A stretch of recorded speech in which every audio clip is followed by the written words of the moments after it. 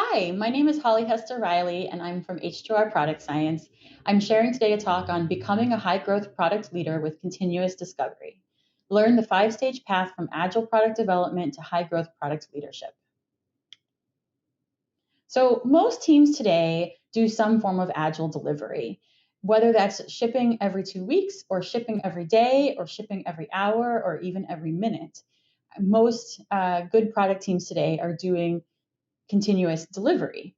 However, there's a lot more to creating a great product than just shipping regularly. So I want to share this quote from Marty Kagan, founder of Silicon Valley Products Group, who says, rather than a product discovery phase where we come up with several weeks of validated product backlog items and deliver them to engineering, I encourage teams to do continuous product discovery, where we are constantly identifying, validating, and describing new product backlog items. So why is that? That is because we are also doing continuous learning. So as we work through developing our product, we're learning new things about what it takes to do the engineering of it. We're learning new things about what our customers want and need. Things are changing quickly, especially if you're in a rapidly changing industry. And if you make all of your plans at once and then leave them to be developed over a period of time, you're missing out on the opportunity to continuously optimize and make smart, in the moment decisions based on the latest learnings that you have. So that's why we like to do continuous discovery. And continuous discovery entails using evidence at every level. So I like to share this chart that sort of describes different levels from leadership to middle management to the teams, and the different levels of research that can be done and what kind of decisions that research is informing. So at the highest level, the work is to inform decisions on the vision and the target market. In the middle, that's where we sort of take the target market and we start really understanding the pains and outcomes of that target market and what are the product opportunities for us to go after. And then at the team level, typically we've gotten some direction on the vision and target market, some direction on the pains and outcomes, but we're looking at what are the right solutions, what are the right designs, the right features, the right technologies to use. And at each of these levels, there are testing methods that we can use, like quantitative and qualitative behavior-based research, doing a competitive landscape analysis, market trends analysis, user interviews, product reviews, user surveys, usage data, all the way down to usability testing, feasibility research, and A/B tests. Whew, well, that's a lot of different kinds of evidence that we can be gathering. So the next quote I want to share is from Teresa Torres, the author of Continuous Discovery Habits. She says, it's easy to get overwhelmed by all the methods, but the underlying principle is simple. Product discovery is a decision-making process. Good product discovery includes the customer throughout that process.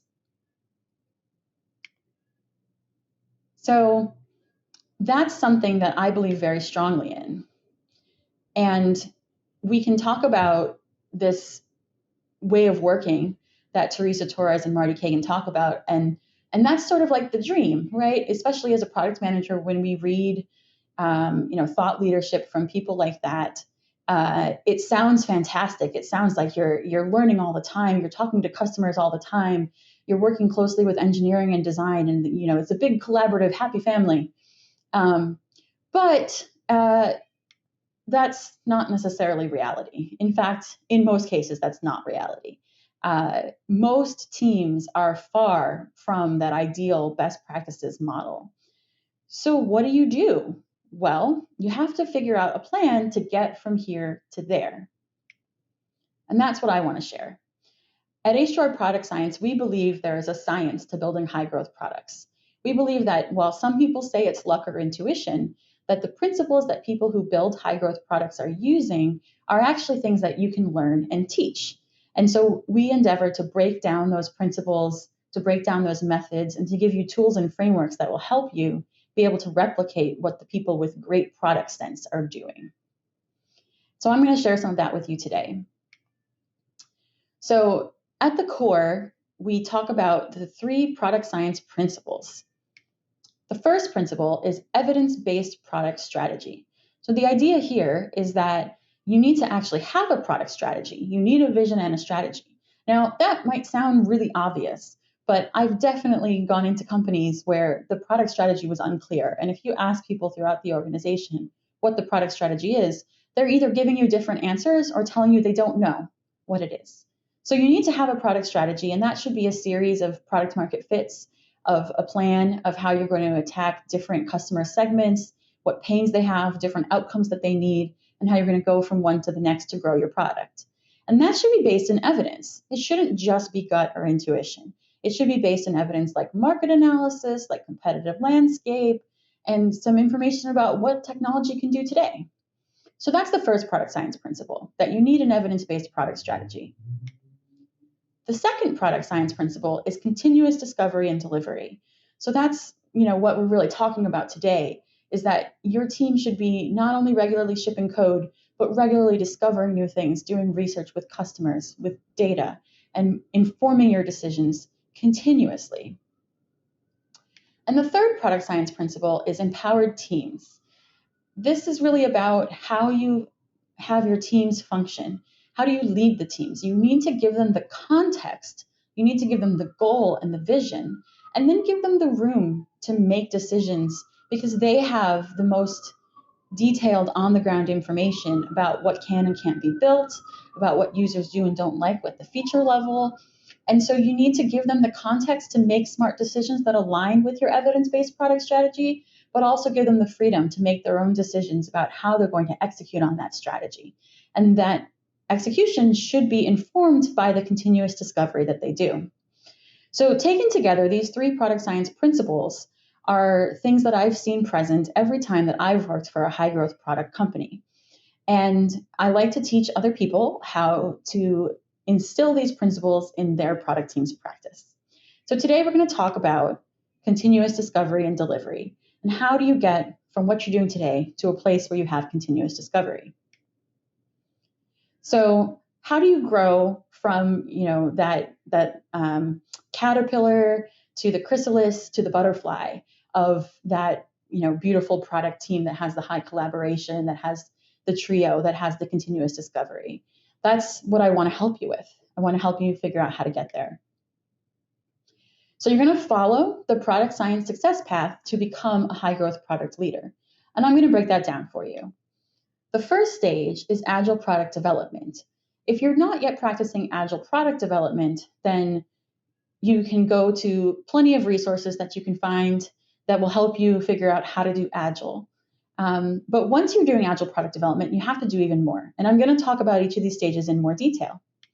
But the second stage, just to give you an overview, is product discovery. So that's where you're actually doing some product discovery and research. The third stage is continuous product improvement. And the key word there is continuous. This is the stage where you are starting to do something continuously. But you're not yet a high growth product leader, because you also need to be doing high impact experimentation. You need to regularly be making experiments that have an impact on the business decisions that are going on and the product decisions that are going on. And finally, the fifth stage is high growth product leadership. And this is where everybody wants to get to. And so that's what we're going to talk more about. So how do you know where you are? Well, I'm going to help with each of these stages. I have a question that you can answer that will tell you whether you are at that stage or not. So stage one is agile product development. What does this look like? This looks like building design and development plans around direction from leadership. There's a phrase that we often hear amongst product coaches about order takers. This is where you're just taking the order from leadership and you're going to go and build it. But at least you're going to build it iteratively over sprints with small shippable pieces. What you're not doing at this stage is additional product discovery research to inform your decisions. So at this stage, the way we can tell if you've at least gotten to this stage is, do you develop and release new software on a regular basis, either in sprints or continuously? If you do, then you've made it to at least stage one of the product science success path. And that's great. You're at least ready to start on the journey. If you don't yet do that, this journey isn't really going to help you until you go back and figure out how to do continuous delivery. And you can go to lots of great engineering resources to learn how to do that. But let's say you're here. Let's say you're doing agile product development. What does that feel like? Well, really frustrating, especially if you read some of the work from people like Marty Kagan and Teresa Torres, because you're going to find that your day-to-day experience is very far from the things you read that you should be doing. And you can often get frustrated and demotivated as a product manager, wondering why it is not like the books. So that's not a very good feeling, and we want to help you get to the next stage. So what's the first step you can take? Start small. Talk to just 2 customers. I like to start by talking to customers because that gives you empathy for your customer. And even if you don't have permission at your organization, if there's sales teams in the way or compliance laws that keep you from talking directly to customers, you can start by finding 2 people, even if you do it sort of under the radar, to talk to, that you can start to ask questions about the problem space that you solve or about your specific software and solution. So that's the place to start. If you're doing agile product development, you can start by talking to at least 2 customers. And then you'll be on your way to stage 2, product discovery. What this looks like is product discovery at major decision points like the beginning of a project. So this is what I think of as the agency model, where you are doing research, you're doing ethnographic studies, you're answering a lot of questions, but you're doing that at the beginning of a project or maybe at a major decision point throughout the process. And it's not yet continuous. So you're not continuously refining your plans and continuously validating or invalidating your assumptions. So how do you know if you've made it to at least stage 2? The question to ask is, do you plan and conduct research with users to help you design and build the right product? If you do, great, you're at least stage 2 of the path. If you don't, go back to stage 1 and talk to some customers. So what does it feel like to be in stage 2? So at first it's exciting. You do all this research and you see pains and problems in your users, and you see opportunities and things that you can solve for. And that is a very exciting experience. But it can often be disappointing later because you miss some opportunities, and you often find that even though you did this research, maybe customers aren't doing what you thought they would do. Or, one of the very common scenarios is customers said they loved it. They said they would use it, and then you build it and they don't use it. So great, you did product discovery, but it didn't work. And so what do? Well, the first thing is you do more product discovery. And I know that's kind of hard to say because if it's not working, how do you get buy-in for more of it? But the truth is, the only way to get better at it is to do it consistently. So I recommend that you set one learning goal each sprint, and you share that at what I call a built learned planning demo, or BLP demo for short. The built learned planning demo is a demo where you not only share what you built, but you also share what you learned, and you share what you're planning. So you actually tie together not just the delivery work that you're already showcasing in your sprint demos, but also the discovery work of the things that you're learning. And you connect it in the brains of stakeholders and the team with the plans and how the plans are changing. So you force yourself to do learning on a regular cadence because you have to have something to share at your BLP demo. And you have a chance to work through what that affects the plans, how that affects the plans. You get to work through that. And getting that cadence of the built and the learned and the planning all together brings learning more deeply into the cycle that your team goes through. And the more deep it is in the cycle, the better you're going to get at it. So over time, you'll get to a place where you're doing a better job of it because you're actually seeing the results of whether the thing that you thought users would do is what they do. So on that note, the third stage is continuous product improvement. So at this stage, you're doing at least one type of continuous product discovery activity. In a lot of teams, this means you're doing A/B testing and you're learning things from the A/B tests, but you might not be doing user interviews or usability tests or competitive analysis. In other teams, this is doing user interviews. There are some teams that are really great at talking to users all the time, but maybe they're not doing the data analysis. Maybe they're not doing the competitive landscape analysis. And so they're continuously doing research, and that's great, but it's still not getting them the full benefit of the multiple modes of continuous product discovery.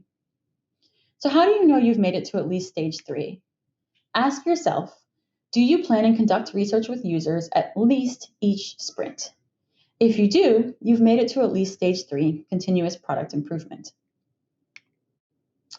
What does that feel like? Well, often you feel pretty confident, especially in the research type that you do the most. So if you do a lot of user interviews, you're going to feel really confident about those user interviews. If you do a lot of A/B tests, you're going to feel confident that you know how to run and assess an A/B test. If you do a lot of data analysis, then you're going to feel confident that you know how to segment the data to get useful information, or how to look at the metrics and understand what's a leading and lagging indicator. However, if you're only doing one of these and you're not doing the others, and you're not doing it from a holistic perspective, then often you will be frustrated because you're only getting one angle on the problem and you might be fooling yourself. It's very easy to have confirmation bias and to think that you're learning something and then go and build what you think you should build based on those learnings, and then have it not work out the way that you thought it would. And that can be really frustrating and can also diminish people's interest in continuing to do product discovery work because they think it doesn't work. I've certainly gone to work with clients who've said to me, well, I don't think user interviews are that valuable because users lie all the time about what they're going to do. And my response to that is, well, it's true. People are not good at predicting their future behavior. But if you do regular user interviews, you can get better at how you assess what a user is likely to do, because you'll get practice at how to not lead the witness. You'll get practice at how to extract really useful conversations and stories. In particular, you want to get stories about their past, that they can talk about a specific time when they did a specific thing and what and why they did that. That will get you more information about their motivations and their behaviors, and you'll get stronger at doing this continuous discovery. So, what do you do if you're at this stage? The thing that I recommend is using a premodern risk assessment. So a premodern risk assessment is a tool where you say, let's put ourselves 1 year in the future and assume that the product initiative that we're working on has failed. And let's ask the team. You want to bring your engineers, your designer, your product manager, your key decision makers who are sponsoring the project or have the ability to stop the investment in the project. And you want to ask them, hey, if we were a year in the future and this failed, what would we think were the causes? Why did it fail? And I recommend that you assess that on Marty Kagan's 5 risks. So you've got the viability risk, the value risk, the ethics risk, the usability risk, and the feasibility risk. So I use those as prompts to get people to think through many different failure modes.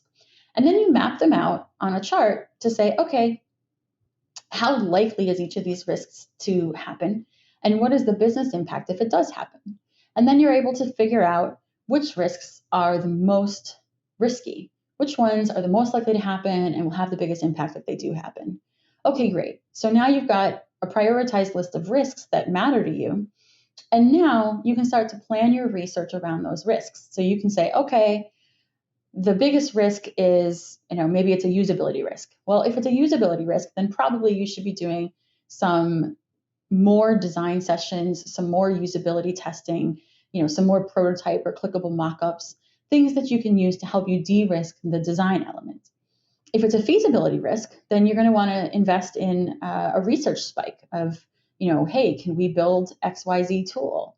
And similarly, you can look into other risks like viability risks and value risks, where you really want to figure out, is a user likely to use this product? Or if the user uses this product the way that we expect them to, do we have a business here? Is this a viable business model? And then you can start to analyze that. So a lot of times, if you're doing a viability risk, you're going to do research that's some kind of data analysis, some kind of modeling where you're looking at, hey, if the business model works like this and we tweak this bit, how will that affect the viability of this business? And if you're doing a value risk, a lot of times you're going to do that from qualitative behavior-based user interviews. So there's lots of different tools that you can use, and you can use the Premodern risk assessment to guide you towards which of the many things that are on your mind, which of the many types of research you could be doing is going to be most important for you here. And then you can start practicing multiple modes of research, and you'll get stronger and better at identifying what users are really going to do and how your business is going to work. So once you start doing that, where does that get you? That gets you to stage 4, high impact experimentation. So at this stage, you're doing multiple types of continuous product discovery. And I don't mean that you're just only doing product discovery all the time and you're delaying decisions. I mean that you're doing fast decisions that are with the information you need to make the best decision that you can right now. And you're doing that in multiple ways because you have all of these research tools that you can rely on. What you might not be doing yet is successfully convincing decision makers. So a lot of times I talk to teams that are figuring out what users are likely to do with their product, but they're having trouble because that leads them down a path that differs from what leadership had told them to do. So how do we get over that? Well, first let's talk about how you know this is the stage you're at. So ask yourself, do you commonly find that once you release software to your users, your data shows that they use it in the ways that you expected? If you do, then you've made it to at least stage 4, high impact experimentation. And that's fantastic. That puts you in a high echelon of product teams out there, because it's very rare for product teams to really be doing a great job of multiple modes of continuous product discovery and regularly picking the right tool for the job. So if you're doing that, great. However, that's still not enough. Being right is not enough. You also have to be convincing. So that can actually be demotivating, because if you find that you're doing this research and you're learning these things and you're not able to implement decisions based on it, then you can often get frustrated and just feel like your job is just to put lipstick on a pig. And nobody wants that job. So what do? You want to engage key stakeholders with product discovery and its results on a regular basis. So you want to get key stakeholders to come to that built, learn, planning demo. And if they don't come to the built, learn, planning demo, you want to set up a forum for them where you're regularly, at least bi-weekly, sharing your learnings and giving them a chance to ask you questions, because they're going to have a different perspective from you. They sit at a different part of the organization. They probably have more strategic insight than you do, more market trends and landscape analysis than you might have, but they might not be as closely intimate with the pains of the users, with the gains of the users. And so having them ask you their questions is actually really valuable for you. In addition to that, it's really valuable for the process of getting buy-in from them, because if they buy into the research that you're doing, and if they feel like they have influence and the questions that they have then get answered in next week's learnings, they're going to be much more likely to be able to change their position over time, to come along with you on a journey where you're saying, hey, you know what, CEO, I know this is your pet project, but we need to focus on a different target segment than you were focusing on because the user pains are over here. It's really hard to convince a CEO or an executive leader that they should do that if you do all of your research in a big project and come back and say, here's a gut punch. Here's why you're wrong. But if you do it over time, if you do it in small bits, at least every 2 weeks, it gives them a chance to process, to digest, to think about it, and then to be able to slowly change their viewpoint and get on board with the direction that you're leading. And you can also get more regular feedback from them so that you know if they're not likely to change their opinion. And that is going to help get you to the next stage, which is high growth product leadership. So this is stage 5 of the product science success path. This is the great place to be. What does this look like? You gain trust from decision makers and consistently deliver high growth. So in this case, the leaders trust you and they look to you to help with not only decisions about which design to build, but also decisions about the strategy itself and which target segment you should go after and which pains you should be solving. So how do you know if you're here? Ask yourself, do your stakeholders trust you to make good decisions and consistently deliver on the desired outcomes for your users and product? If your stakeholders trust you to consistently deliver, then you've made it to this high growth product leadership. And that's a really great feeling. You feel confident, you feel trusted, you feel like you're doing product well. So what do you do next? Well, first of all, you have to stay curious. You have to stay authentic. You have to continue to seek out knowledge about the best things that are happening in product. You want to learn what's working and what's not working in other organizations. At this stage in your career, once you've gotten to high growth product leadership, you really want to build connections with product leaders at other companies so that you can learn what happens in other situations and other environments and take those learnings back to your own company. And then you want to create tools and frameworks and training for the company that you work at. Start elevating yourself as a product leader within the company by saying, my team is functioning really well, my product is working really well. Let me share with the other teams how I've done this. Let me share how I've gotten here. And this is something that I've done in the past. When I was working at Media Math is when I began. I had been leading a team that was redesigning the front end of the platform, and we were doing a really good job of shipping regularly and doing testing with users and getting a sense of what's really going to happen. And I got the opportunity to create a training for the rest of the product and design team to really say, here's the things that I've learned, and this is what it looks like at our company. So it's not just the same as, reading a book, because we're able to talk about the specifics of our customers. We're able to talk about the specifics of our tools. What is our data analysis system? What are the gotchas that you encounter at our company? And that was really valuable.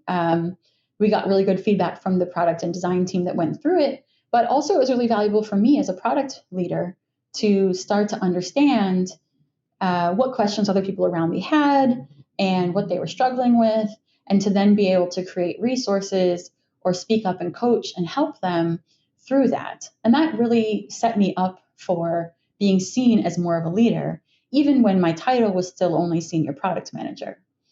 But it got me a chance to be more of a leader. And I was able to use that in my jobs after that as well. And then that led to where I am today, where I teach people from all sorts of companies, and I run workshops and I coach and I help share tools and frameworks and help others achieve the kind of growth that I've achieved in my career.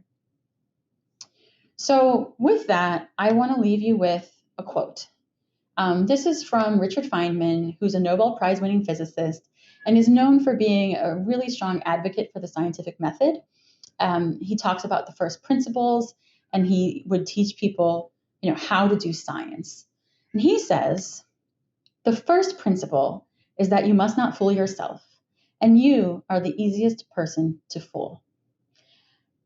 So with that, I want to thank you for your time and ask you to check out the Product Science Podcast and to reach out to me if you have questions, if there's areas you want to know more about. Here are the places you can reach out to me at. And I would love to hear from you.